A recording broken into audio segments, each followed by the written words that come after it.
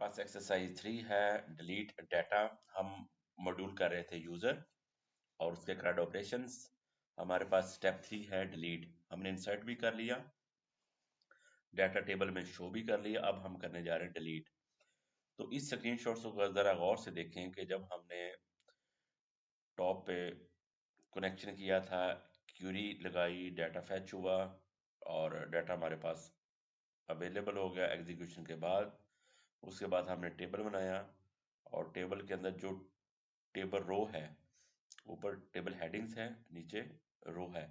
तो रो जब रिपीट होगी प्रिंट करने के लिए डाटे को, तो वो लूप के थ्रू होगी। तो हमने यहाँ पे वाइल का इस्तेमाल किया।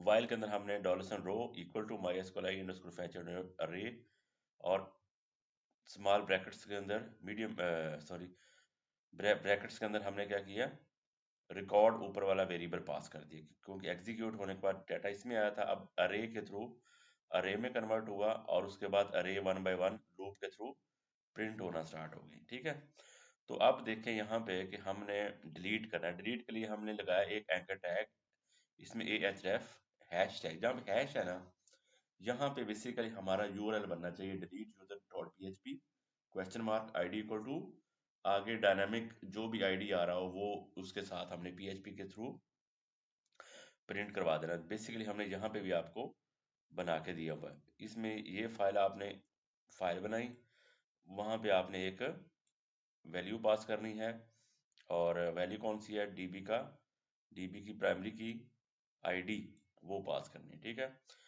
तो इसको इम्प्लीमेंट करने के लिए आपने करना क्या है कि एक नई फाइल क्रिएट करनी है। ठीक है, नई फाइल जब क्रिएट करेंगे अपने पास, तो हम उसको क्रिएट करते हैं। यहाँ पे हमने डिलीट यूजर की फाइल पहले से बनाई हुई है। ओके, तो अब हम क्या करते हैं, अब हम ये वाला कोड यहाँ से कॉपी पेस्ट करते हैं और इसको इम्प्लीमेंट करते हैं। Control A control B. यहाँ पे गौर से देखें तो हमने टॉप पे क्या किया हुआ है, डीबी के साथ कनेक्शन लगाया हुआ है। ठीक है, डीबी के साथ कनेक्शन लगाया हुआ है। अब ये करेगा क्या, डीबी के साथ कनेक्शन हुआ, जो वैल्यू हमने गेट मेथड के थ्रू पास की हुई है उसको हमने रिसीव किया। Delete from users where ID equal to this ID, ये जो आईडी हम भिजवा रहे हैं ना, जब लिंक पे क्लिक करेंगे तो आईडी आएगी ना वहां से, तो वो क्यूरी में पास करेंगे। अब फाइनली हमारी ये क्यूरी बन गई। अब क्यूरी एग्जीक्यूट होगी, कनेक्शन और क्यूरी जब हम पास करेंगे mysqli अंडरस्कोर क्यूरी को वाले फंक्शन को, और ये सब कुछ होने के बाद वापस हम रिटर्न हो जाएंगे इसके ऊपर। ठीक है, आ जाएंगे यहाँ पे सेव रिफ्रेश। अब देखें हम यहाँ पे क्लिक करते हैं जी लास्ट वाली पे, ये देखिए जी रिकॉर्ड डिलीट हो रहा है। यूं करते करते आपका रिकॉर्ड सक्सेसफुली डिलीट हो जाएगा। ठीक है, सिंपल सा तरीका है, कोई मुश्किल नहीं है।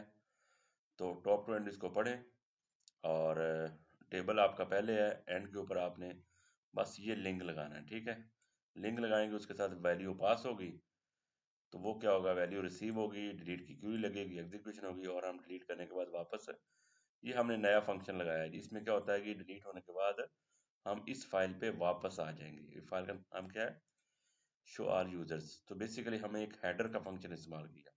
टोटल हम कितने फंक्शन इस्तेमाल कर चुके हैं, कनेक्शन का, एग्जीक्यूशन का, फैच अंडरस्कोर अरे वाला और ये हेडर फंक्शन। ओके, अल्लाह हाफिज़।